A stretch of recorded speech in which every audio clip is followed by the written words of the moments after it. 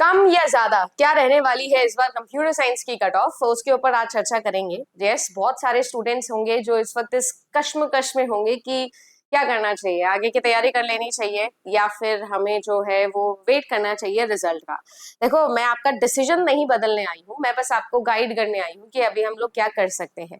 साथ ही साथ आज मैं आपकी हेल्प नहीं, आप मेरी हेल्प करने वाले हो, क्योंकि रिजल्ट या कट ऑफ एक्सपेक्टेशन जो कोई भी एजुकेटर बताएगा इस वक्त, मेरे हिसाब से कोई भी अगर यूट्यूब पे वीडियो बनाता है और बोलता है ये मेरी एक्सपेक्टेड कट ऑफ है, तो वो बहुत ही ज्यादा इंडिविजुअलिस्टिक अप्रोच के साथ में नहीं जा सकता है।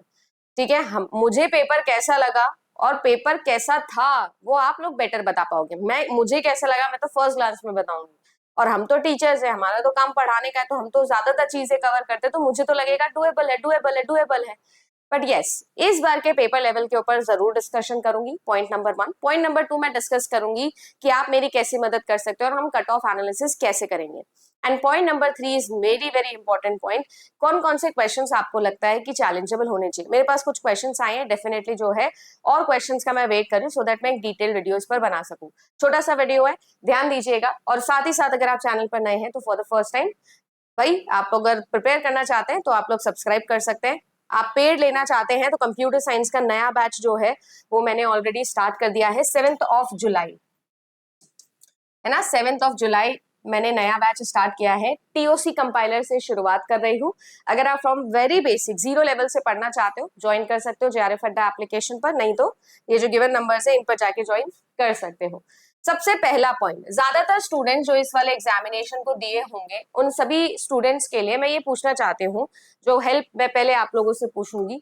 अगर आपको ऐसा लगता है कि पिछली बारी के कंपैरिजन में और इस बारी के कंपैरिजन में नहीं, आप फ्रेश आप पेपर दिए हो फॉर द फर्स्ट टाइम, तो आपको पेपर लेवल कैसा लगना चाहिए था। अगर मैं आपको बोलूं, कोई भी ऐसा स्टूडेंट है जिससे 5-6 महीने की तैयारी करी है, तो ये पेपर उसके लिए इजी टू मॉडरेट ही रहने वाला है।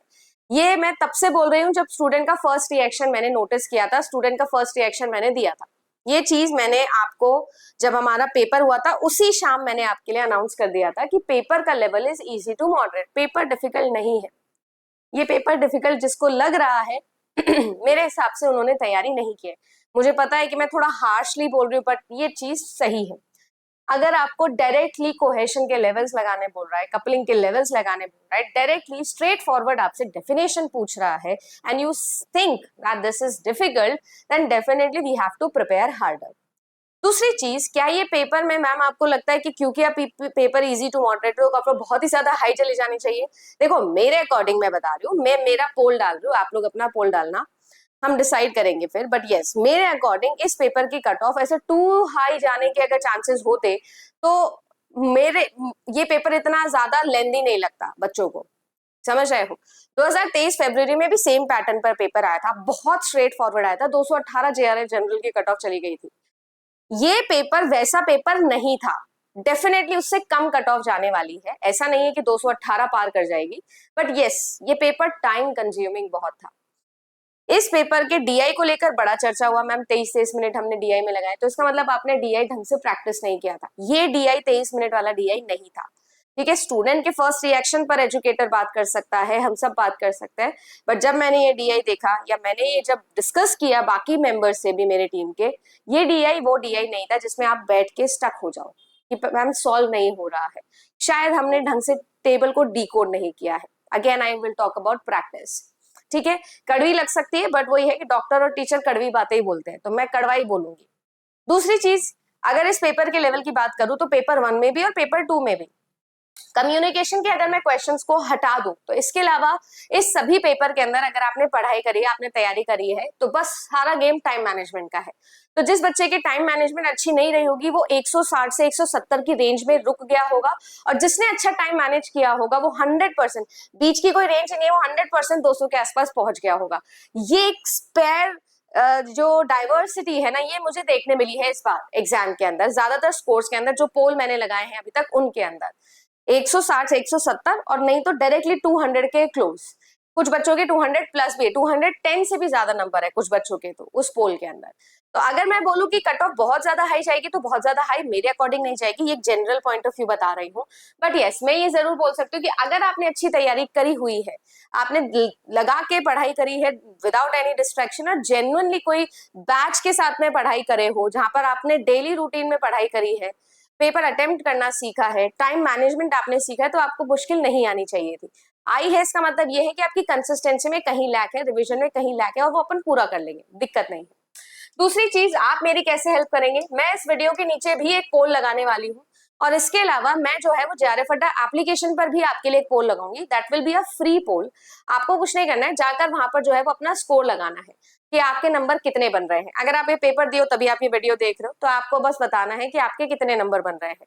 उस हिसाब से जो है मैं अपना फाइनल कट ऑफ प्रेडिक्शन निकालूंगी। अभी आंसर की का माहौल चल रहा है, तो मेरा तीसरा वैलिड पॉइंट होने वाला है कि किन क्वेश्चंस में आपको लगता है कि डाउट है। कल मैंने एक शॉर्ट वीडियो डाला था, उसमें कुछ क्वेश्चंस पर डाउट जनरेट किया था स्टूडेंट ने, मैंने वो चेक किया। एज सच मुझे कुछ ड्रॉप करने लायक लगा नहीं है, बट और मैं प्रैक्टिस करूंगी भाई, और क्वेश्चंस देखना चाह रही हूँ। तो उसके बाद में मैं आज शाम तक आपके लिए एक वीडियो बनाऊंगी जिसके अंदर मैं डिटेल में आपको समझाऊंगी, या आपको सोर्स भी बताऊंगी कि कहाँ पर लगाना है अगर कोई क्वेश्चन चैलेंजेबल है तो।